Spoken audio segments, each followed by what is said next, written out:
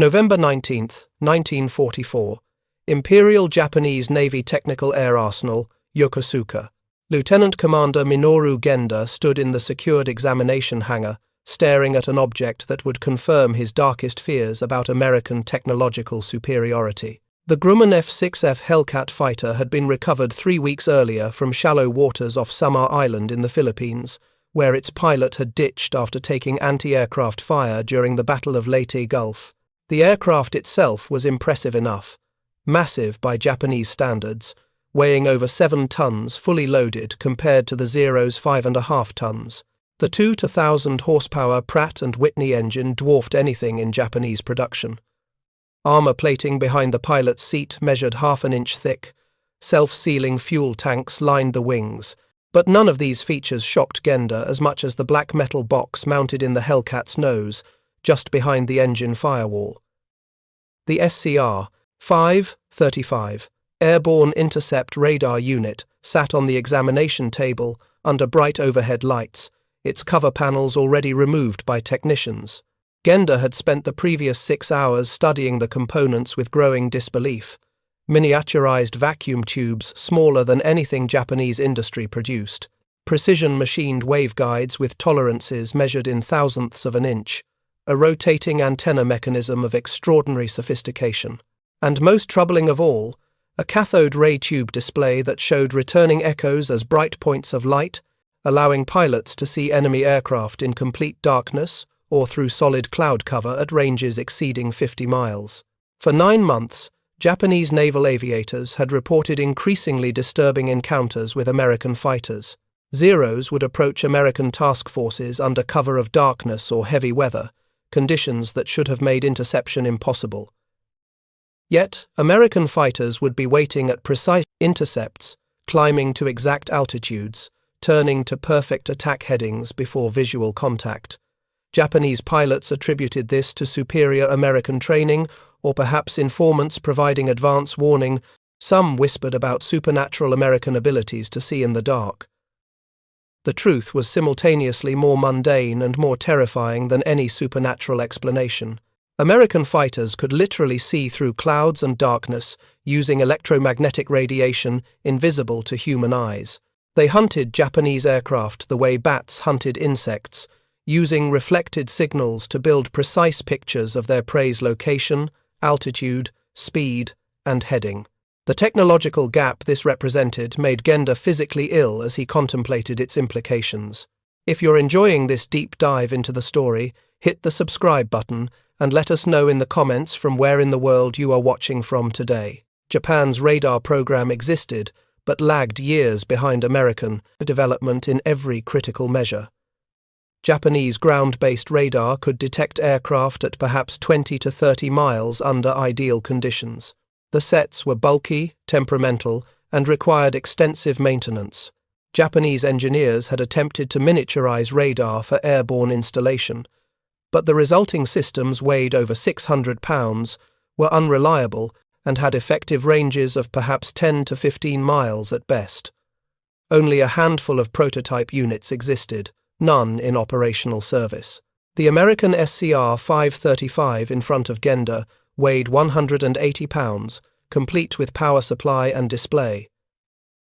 It tracked targets reliably at 50 miles and could maintain lock through evasive maneuvers. American factories were producing them by the thousands, installing them in night fighters and increasingly in standard carrier fighters. Every Hellcat rolling off Grumman's assembly lines could be equipped with this system. The production implications alone were staggering, but the technical sophistication was even more disturbing.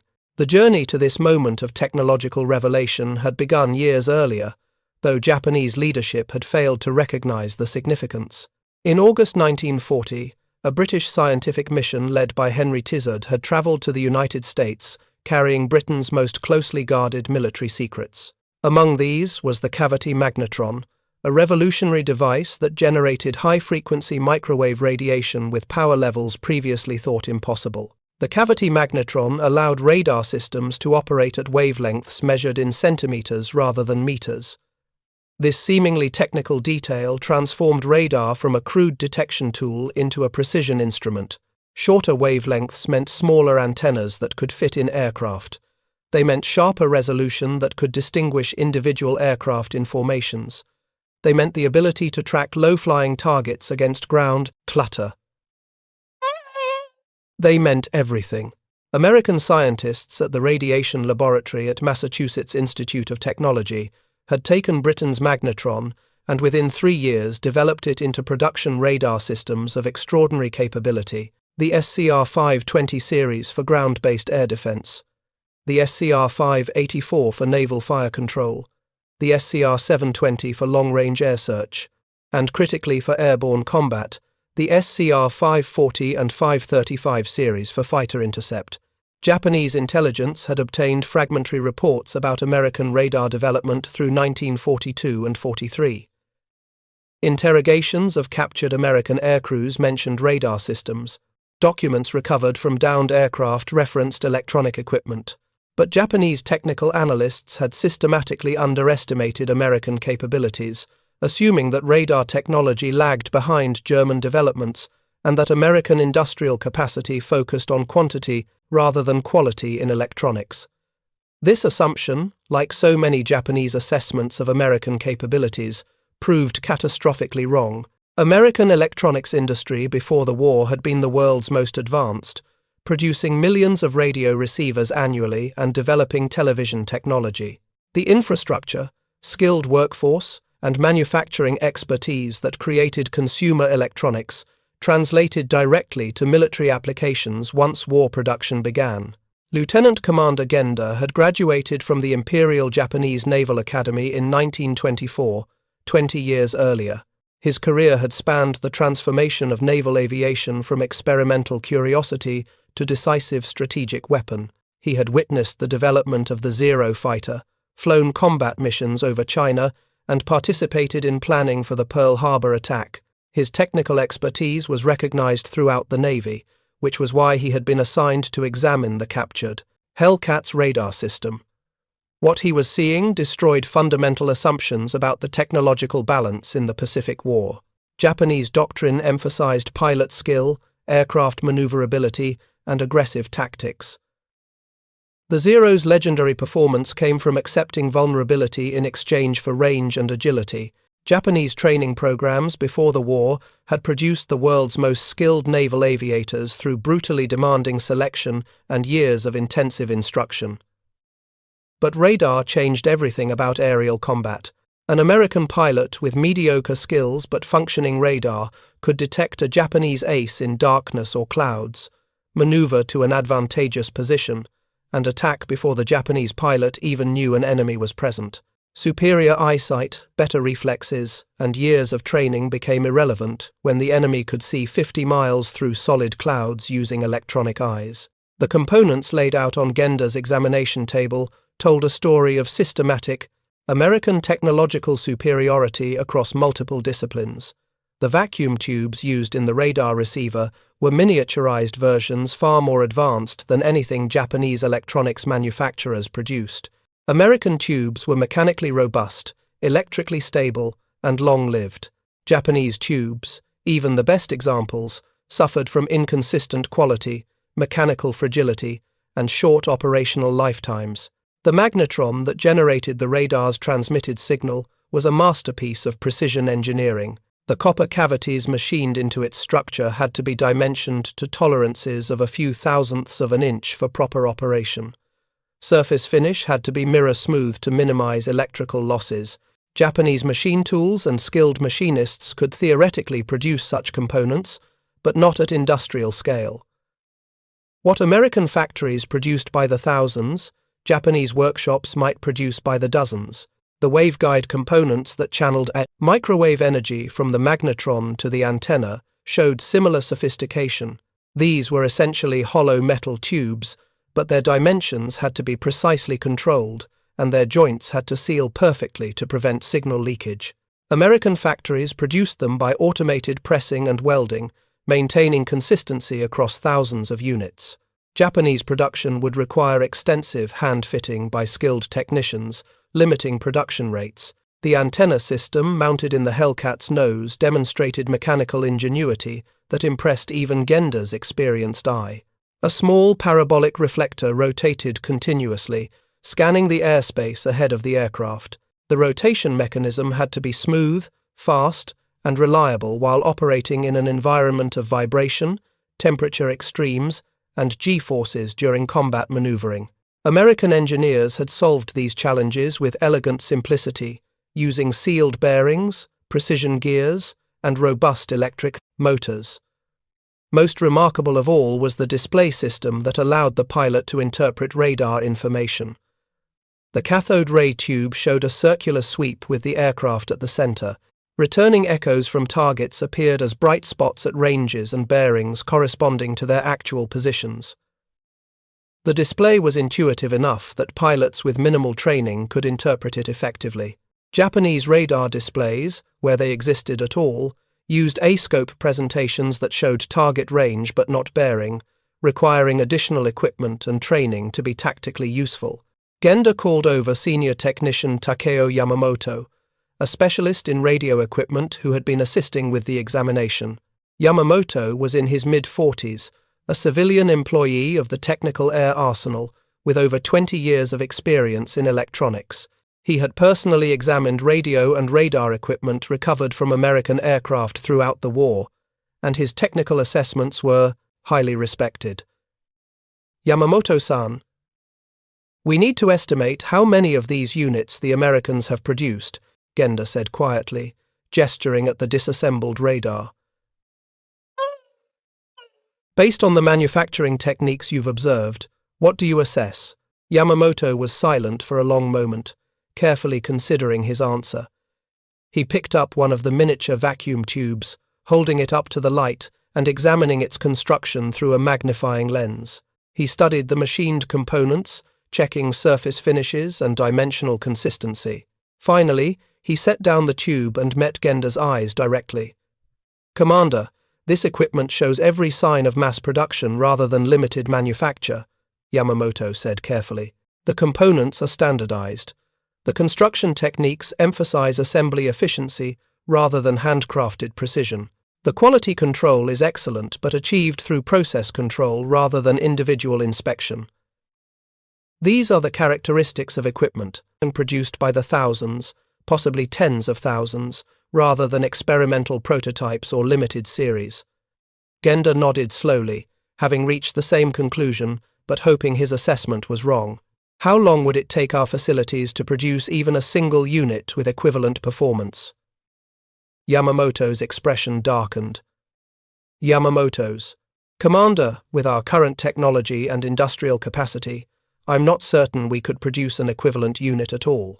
The magnetron alone requires manufacturing capabilities we simply don't possess at scale. We could perhaps build a few experimental units over many months, but they would be unreliable, require constant maintenance, and likely fail in combat conditions. The implications settled over both men like a suffocating weight. American technological superiority wasn't merely incremental, a matter of having slightly better equipment. It was categorical, representing fundamental advantages in industrial capability, manufacturing precision, electronics development, and systems integration that Japan couldn't match even with maximum effort. The Hellcat radar represented only one manifestation of broader American technological leadership. Genda knew from intelligence reports that American ships carried sophisticated fire control radar that directed anti-aircraft guns with deadly precision. American submarines used radar to locate targets at night and in poor visibility. American bombers navigated by radar over vast distances with accuracy that seemed impossible by traditional methods. Every branch of American military service benefited from radar systems that Japanese forces lacked entirely or possessed only in primitive form. The tactical advantages this created were devastating and cumulative. American night fighters, equipped with airborne radar, hunted Japanese bombers with impunity in darkness that should have provided safety. Japanese bomber formations attacking American task forces at night suffered horrific losses. American fighters that appeared out of nowhere, vectored to intercepts by radar controllers on ships. Japanese reconnaissance aircraft attempting to locate American fleets were themselves detected by radar at ranges of 100 miles or more, allowing American combat air patrols to intercept them before they could report American positions. Perhaps most disturbing to Genda was the realization that American radar capabilities were improving continuously while Japanese technology stagnated. The SCR-535 unit he was examining represented 1944 technology. Intelligence reports suggested that even more advanced systems were entering service, with improved range, better resolution, and new features like identification, friend or foe transponders that allowed American aircraft to distinguish friendlies from enemies electronically. Japanese radar development, by contrast, was falling further behind with each passing month. Scarce resources, competing priorities, insufficient manufacturing capacity, and lack of fundamental research infrastructure all conspired to prevent meaningful progress. Even if Japanese engineers understood the theoretical principles of advanced radar systems, translating that knowledge into operational hardware required industrial capabilities that Japan simply didn't possess under wartime conditions. The examination of the Hellcat radar took place against a backdrop of increasingly desperate military circumstances for Japan. The Battle of Leyte Gulf, fought just 3 weeks earlier, in late October 1944, had effectively destroyed Japanese naval power as a strategic force. 4 aircraft carriers, 3 battleships, 10 cruisers, and 9 destroyers had been sunk. Thousands of trained sailors and aviators were dead. The surviving vessels of the combined fleet lacked fuel for major operations and faced an enemy whose strength grew daily. American forces had landed in the Philippines and were systematically recapturing territory Japan had seized in the war's opening months. In Burma, British and Indian forces were pushing Japanese armies back toward Thailand. In China, despite some tactical successes, strategic collapse loomed as American air power cut supply lines and American submarines strangled shipping. Most ominously, American forces were closing on positions from which long-range bombers could strike the Japanese home islands themselves. Genda understood that the radar system on his examination table was a symptom of much larger problems. American industrial superiority manifested in every category of military equipment. American aircraft were more numerous, better protected, more reliable, and increasingly superior in performance. American ships were built by the dozens where Japan built individual vessels. American submarines operated with impunity, sinking merchant shipping faster than Japan could replace it. And increasingly, American technological advantages created combat situations where Japanese forces had no effective response. The human dimension of this technological disparity haunted Genda as he continued his examination. Japanese pilots, even those with limited training forced by necessity, flew into combat with extraordinary courage. They knew they faced overwhelming odds, knew their aircraft were increasingly obsolete, knew that American numerical and technological advantages made survival unlikely. Yet they continued fighting with determination that amazed even their enemies. But courage couldn't overcome fundamental technological disadvantages. A Zero pilot with thousands of hours of experience and dozens of victories was helpless against an American night fighter with radar that detected him in complete darkness, tracked his every maneuver, and guided the American to an ideal firing position before the Japanese pilot even knew an enemy was present. The most skilled pilot in the world couldn't defeat an enemy he couldn't see until bullets were already tearing through his aircraft. The production numbers for American radar equipment were classified, but Genda could make educated estimates based on observed American force composition. If even a quarter of American carrier fighters were equipped with radar, that implied thousands of units in service on the Hellcat fleet alone. Add radar-equipped night fighters, patrol aircraft, bombers, and the total likely exceeded 10,000 airborne radar sets. Japanese industry had produced perhaps a few dozen experimental units total, 10,000 to dozens. The ratio was similar to overall aircraft production, ship construction, ammunition manufacture, and every other measure of industrial output. American productive capacity so vastly exceeded Japanese capabilities that no amount of individual skill or tactical innovation could compensate. The mathematics of attrition warfare were inexorable. When one side could replace losses at 10 times the rate of their opponent, the eventual outcome was determined before the first shot was fired. Genda's examination of the radar extended over 3 full days.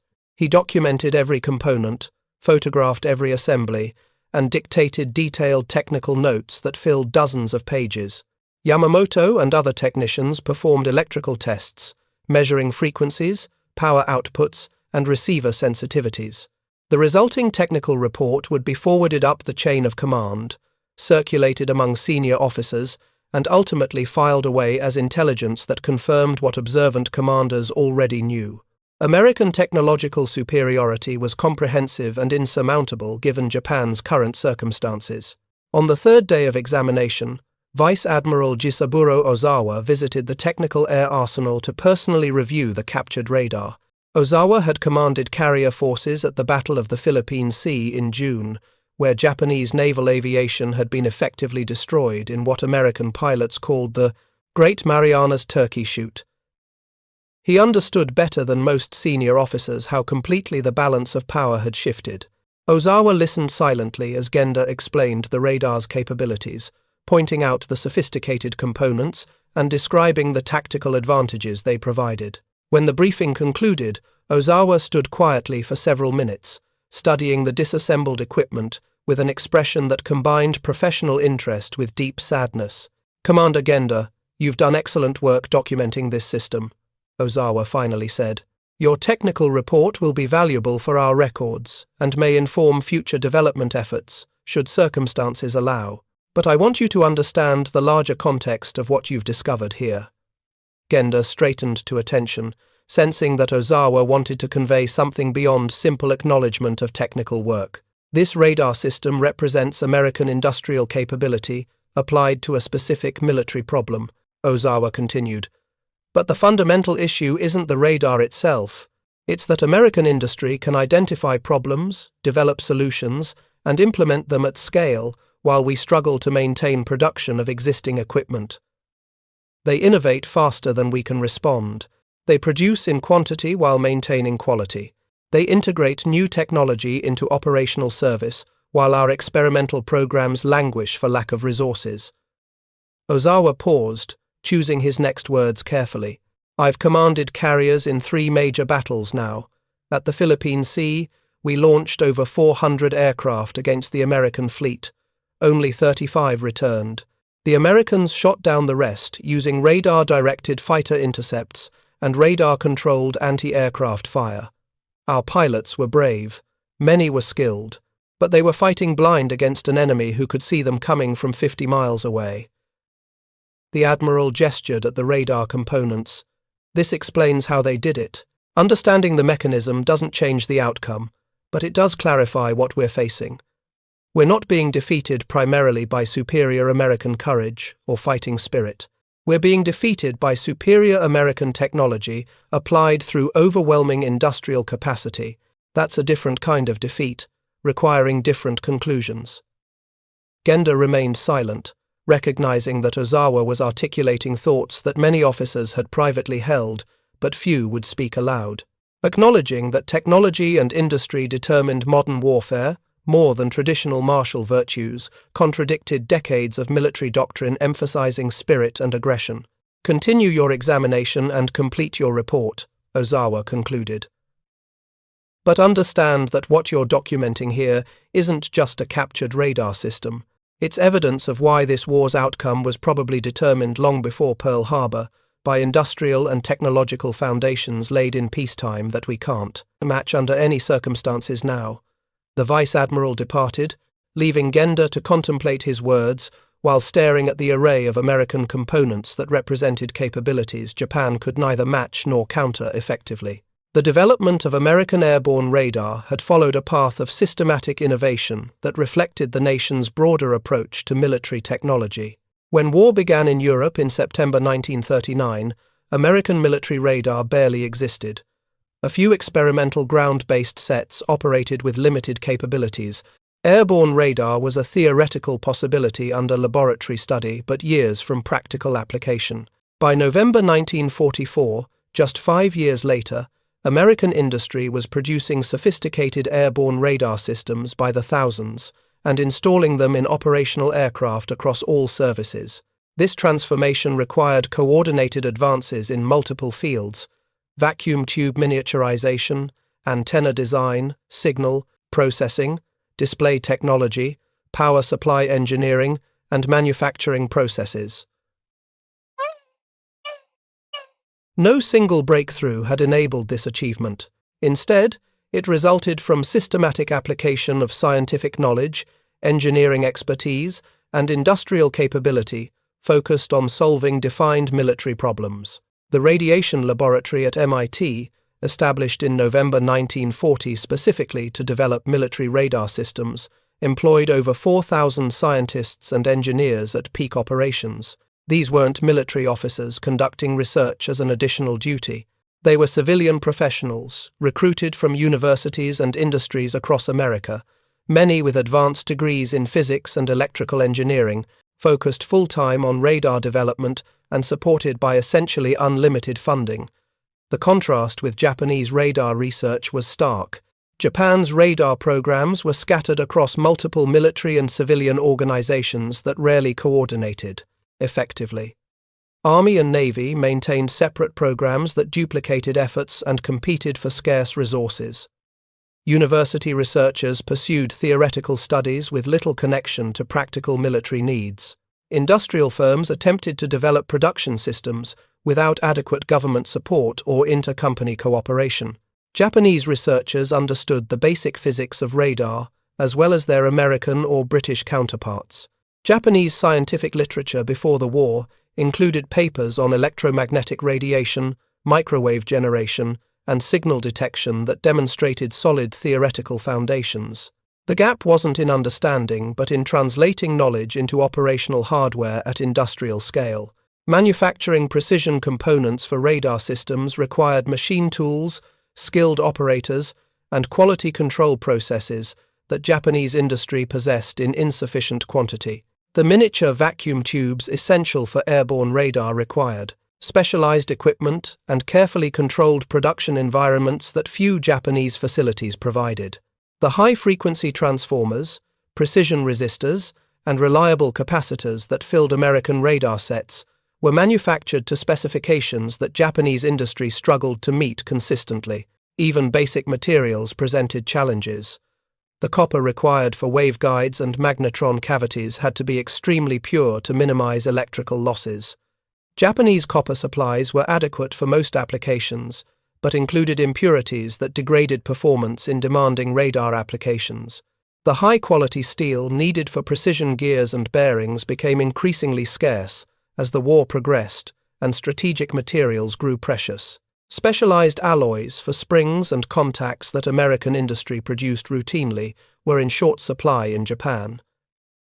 These material and manufacturing limitations meant that even when Japanese engineers designed radar systems that were theoretically sound, practical implementation revealed problems. Prototypes performed inconsistently. Production units varied in quality. Reliability under combat conditions was poor.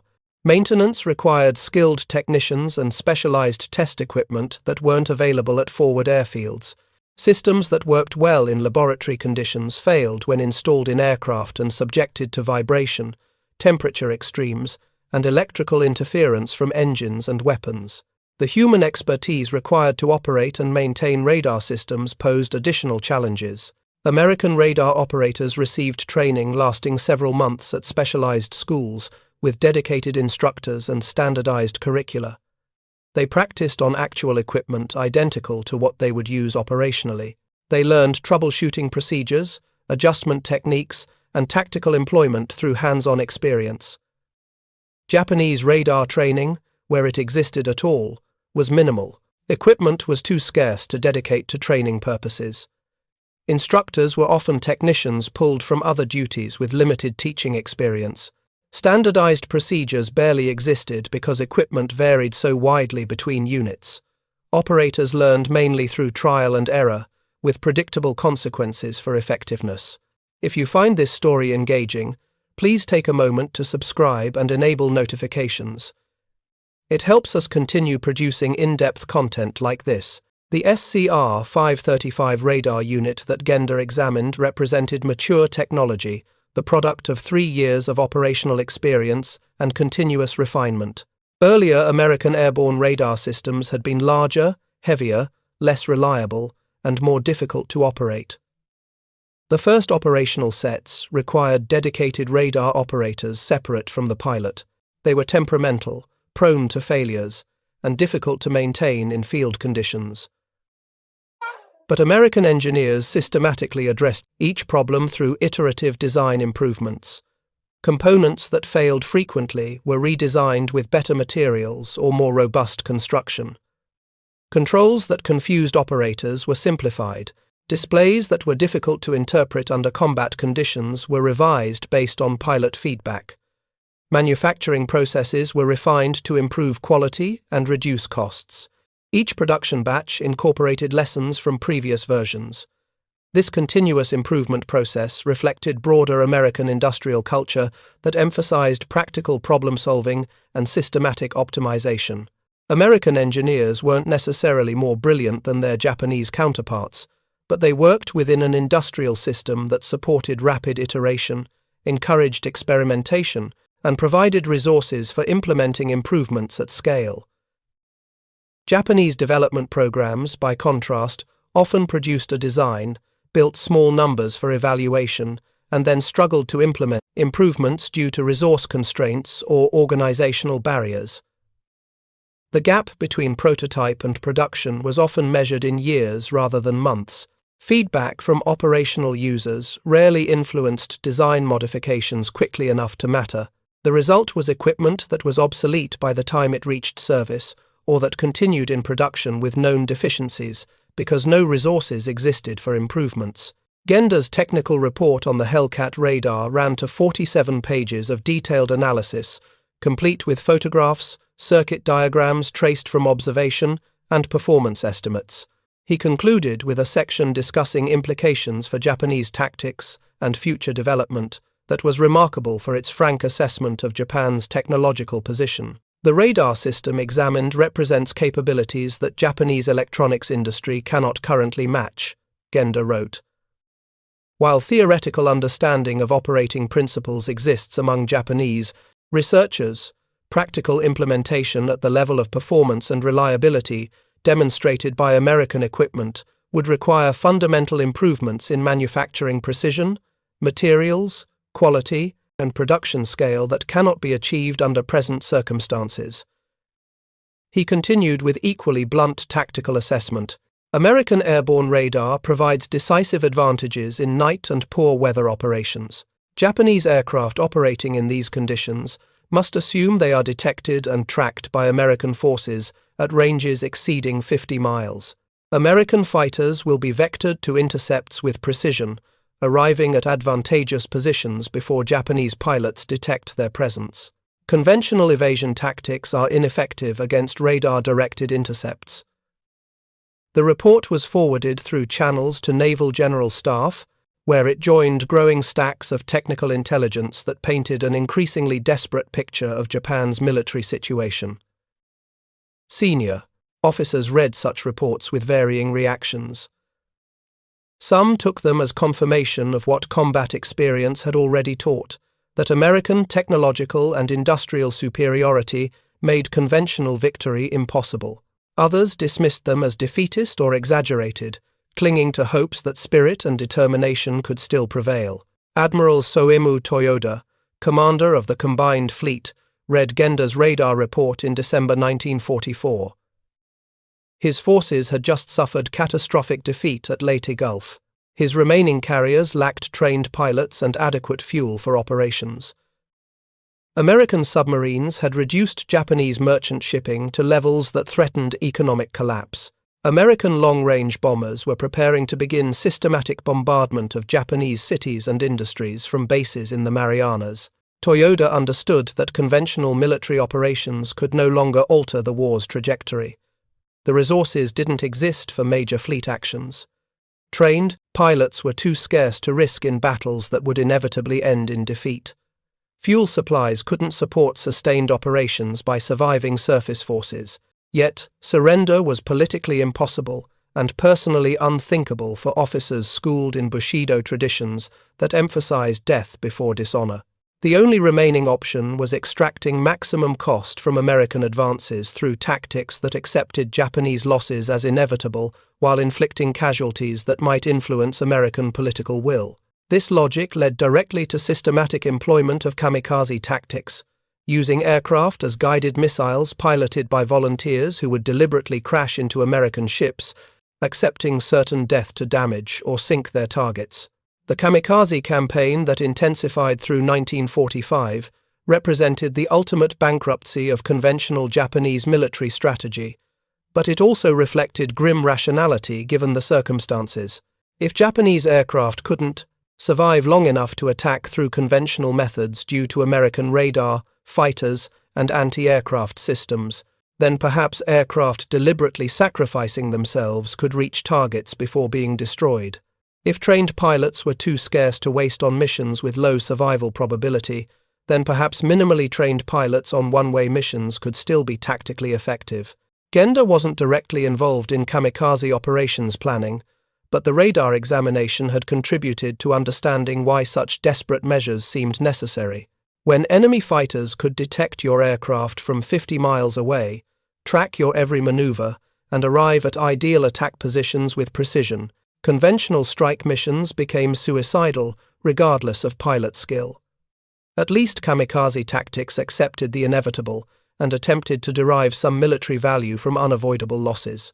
The Hellcat that had provided the radar for examination had been recovered from waters off Samar Island, where one of the war's most remarkable naval actions occurred. During the Battle of Leyte Gulf, a powerful Japanese surface force, including battleships and cruisers, had encountered American escort carriers and destroyers in what should have been a one-sided Japanese victory. Instead, desperate American defense by hopelessly outgunned escorts had driven off the Japanese force through aggressive attacks that convinced Japanese commanders they faced heavier opposition. The American Hellcat pilot, whose radar Genda now studied, had been flying from one of those escort carriers, providing combat air patrol when Japanese surface forces appeared.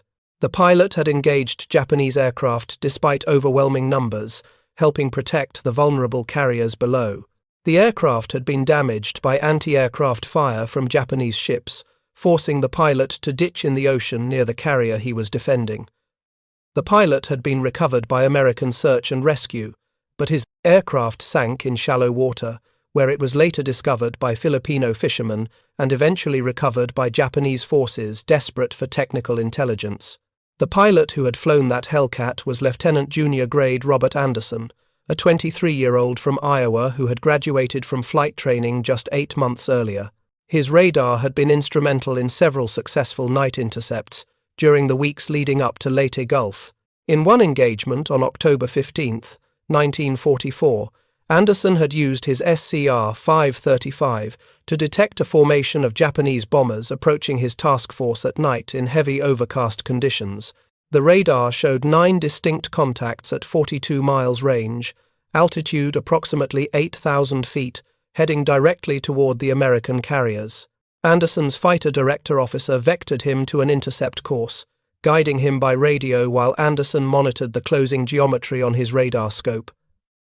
At 3 miles range, still in complete darkness with visibility near zero, Anderson picked up the lead bomber visually as a darker shape against black clouds, illuminated briefly by engine exhaust. He closed to 200 yards, identified the aircraft positively as a Japanese G-4M Betty bomber through its distinctive silhouette, and opened fire with his 650 caliber machine guns.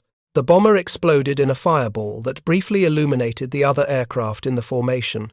Anderson maneuvered to attack a second bomber, using his radar to maintain position despite the darkness and the evasive maneuvers of his targets. Within 8 minutes, he had destroyed 3 bombers and damaged 2 others before his ammunition was exhausted. The remaining Japanese bombers, their formation broken and their crews demoralized by attacks they couldn't see coming in total darkness, jettisoned their ordnance and fled without reaching their targets. Anderson's carrier remained undamaged. His radar had been the decisive factor, allowing him to find, track, and attack targets that would have been completely safe just 2 years earlier, before airborne radar reached operational maturity. This pattern repeated across the Pacific throughout 1944 and into 45. American night fighters equipped with radar devastated Japanese bomber formations attempting to attack under cover of darkness. Japanese losses in night operations became so severe that commanders increasingly restricted bombing missions to daylight hours, accepting higher losses to American daytime combat air patrols rather than face the certain destruction that radar-equipped night fighters inflicted. The tactical revolution that radar created extended far beyond night fighting. American carriers operated radar picket destroyers positioned 50 to 100 miles from the main task force, creating an electronic barrier that detected incoming raids while they were still far from attack range.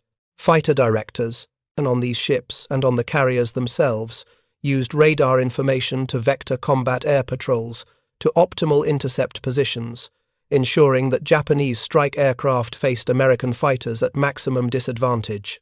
Commander Tadashi Nakajima, who had trained many of the pilots now flying against radar-equipped American forces, documented the psychological impact with growing alarm. Our pilots report that American fighters are always waiting, always at the right altitude, always attacking from the sun or from above. They believe American intelligence has broken our codes and knows our plans in advance. The truth may be simpler and more troubling. American radar sees us coming from distances we thought impossible. The strain on Japanese aircrews manifested in combat reports that became increasingly fatalistic. Pilots described feeling hunted rather than engaged in honorable combat. They flew missions knowing that American radar tracked their every movement, that American fighters would be positioned optimally before visual contact, that their chances of survival decreased with every sortie. Yet they continued flying because duty demanded it, because alternatives didn't exist, because their nation asked them to sacrifice themselves, even knowing that sacrifice wouldn't alter the war's outcome. At the Technical Air Arsenal, Genda's examination of the Hellcat radar continued to inform his understanding of why Japanese naval aviation was being systematically destroyed. The radar represented not just a single advantage, but the culmination of multiple American superiorities. The electronics industry that built radar components, the aircraft industry that integrated them into fighters, the training establishment that taught pilots to use them effectively, the logistics system that maintained them in combat conditions. Every aspect of American military capability supported and enhanced every other aspect, creating synergies that Japanese forces couldn't match. The atomic bombing of Hiroshima on August 6, 1945, followed by Nagasaki on August 9th, provided Emperor Hirohito and the Supreme War Council with justification for accepting the Potsdam Declaration and surrendering. The official explanation emphasized the atomic weapon's unprecedented destructive power as forcing acceptance of terms that honor would otherwise prohibit considering. This narrative allowed Japan's leadership to surrender while maintaining the fiction that conventional defeat hadn't been inevitable. The reality, which senior officers like Genda understood, was that atomic weapons merely accelerated an outcome that conventional bombing, submarine blockade, and overwhelming American superiority had already determined. Japan's cities were being systematically destroyed by conventional incendiary attacks. Japan's economy had collapsed. Japan's military forces lacked fuel, ammunition, and realistic hope of preventing American invasion. Atomic weapons provided a face-saving excuse for acknowledging what had been true for months. Continued resistance was pointless. In the years following surrender, Genda had opportunities to interact with American officers and learn more about the radar programs that had so decisively influenced the air war. The scale of American radar development exceeded even his pessimistic wartime assessments. The radiation laboratory at MIT alone had employed over 4,000 people and spent over $1.5 billion developing radar systems. This was more than Japan's entire military electronics budget for the entire war. American industry had produced over 100,000 radar sets of various types during the war: ground-based systems for air defense, shipboard systems for fire control and navigation, airborne systems for intercept and navigation. The variety and quantity were staggering. Japanese production of radar systems totaled perhaps a few hundred units across all categories. The disparity was 50-1 or greater, similar to gaps in aircraft production, ship construction, and most other measures of military industrial output. Genda maintained contact with several American officers who had been involved in radar development and deployment during the war. These relationships, initially awkward given recent hostilities, gradually evolved into genuine friendships based on mutual respect for professional competence and shared experiences. American officers like Captain Frederick Trapnell, a naval aviator and test pilot who had evaluated captured Japanese aircraft, helped Genda understand the full scope of American wartime technological programs. Genda's encounters with American pilots who had used radar against Japanese forces were particularly enlightening. He met Robert Anderson, whose Hellcat radar he had examined, at a reunion in 1958. Anderson, by then a civilian airline pilot, described his night intercepts in technical detail that helped Genda understand exactly how radar had been employed tactically. "The radar showed me where you were, but I still had to fly the intercept correctly," Anderson explained. "The display gave range and bearing, but I had to calculate closure rates and turn points. In bad weather or darkness, it was challenging, even with radar. But without radar, it would have been impossible. I would never have found you. The few night intercepts we managed before radar were luck, not skill." Genda lived until 1989, surviving long enough to see Japan become one of the world's leading economic powers and a close American ally. His career included service as Chief of Staff of Japan Air Self-Defense Force and contributions to rebuilding Japanese military aviation in the post-war era. Throughout his life, he maintained that the captured Hellcat radar examination had been a pivotal moment in understanding why Japan lost the Pacific War. "I had known we were outproduced," Genda said in an interview in 1982. "Every officer understood American numerical superiority, but examining that radar system showed me we were also comprehensively outclassed technologically. It wasn't just that they had more, they had better, and they could improve continuously while we stagnated. That combination made our defeat inevitable once American industry fully mobilized." The captured Hellcat radar became a symbol of strategic misjudgments. It represented technological capabilities that Japanese planners had underestimated before the war and couldn't match once war began. It demonstrated that American industry wasn't merely larger than Japanese industry, but qualitatively superior in sophistication and innovation. Most fundamentally, it showed that modern warfare rewards nations with advanced technological capabilities more decisively than those relying primarily on traditional martial virtues. When Genda died in August 1989 at age 84, obituaries noted his wartime service, his post-war contributions to Japanese defense, and his role in rebuilding Japanese military aviation. Few mentioned the examination of captured American radar that had so profoundly shaped his understanding of modern warfare. Yet that examination, conducted in a secured hangar at Yokosuka, represented a pivotal moment when Japanese technical understanding caught up with battlefield reality, confirming what operations had already demonstrated: that American technological superiority was comprehensive, decisive, and unbridgeable under wartime conditions. The black metal box that contained the SCR-535 radar, with its miniaturized components and sophisticated design, stood as testament to American industrial capabilities that Japan had fatally underestimated. The vacuum tubes smaller than Japanese engineers could manufacture at scale. The precision-machined components Japanese factories couldn't produce in quantity. The integrated system design that required coordination across multiple technical disciplines. Every aspect demonstrated advantages that determined defeat more certainly than any battle. For the young Japanese pilots who flew against radar-equipped American fighters in the war's final year, these technical details were abstractions. What they knew concretely was that American fighters always seemed to be waiting, always in the right position, always attacking from advantage.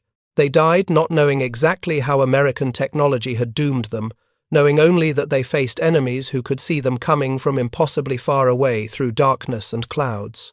The radar story is their story too, the thousands of young aviators who flew courageously against impossible odds, whose skills were negated by technological advantages they couldn't see or understand, whose deaths accomplished nothing strategically but demonstrated the timeless truth that courage alone cannot overcome comprehensive technological and industrial superiority in modern warfare.